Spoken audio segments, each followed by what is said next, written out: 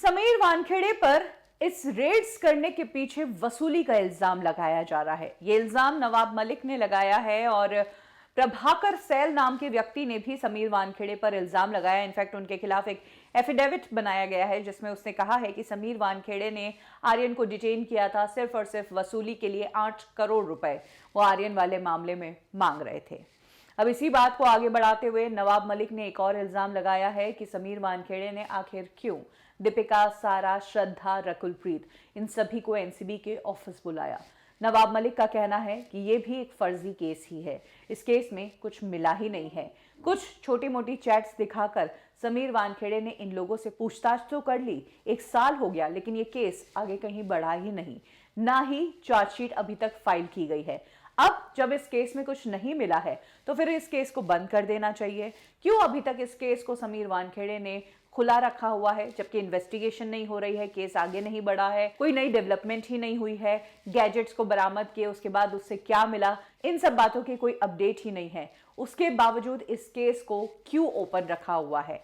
नवाब मलिक का कहना है कि इस केस को ओपन इसलिए रखा हुआ है क्योंकि इस केस को बंद करने के नाम पर समीर वानखेड़े पैसा वसूलना चाहते हैं। ये वसूली का काम ही शुरू किया है समीर वानखेड़े ने, जिसके तहत बॉलीवुड के बड़े बड़े सेलिब्रिटीज को फंसाया जा रहा है। पता है कि बड़े सेलिब्रिटीज है तो बड़ा पैसा दे सकते हैं, भले ही इनके पास से छोटी क्वांटिटी का ड्रग्स क्यों ना मिला हो, लेकिन सेलिब्रिटीज बड़े हैं, इनकी छवि खराब होती है, इनके पास टाइम नहीं होता है इन सब मामलों के लिए। ऐसे में ये लोग भी कोशिश करते हैं कि इस मामले को जैसे तैसे ले दे के निपटा दें।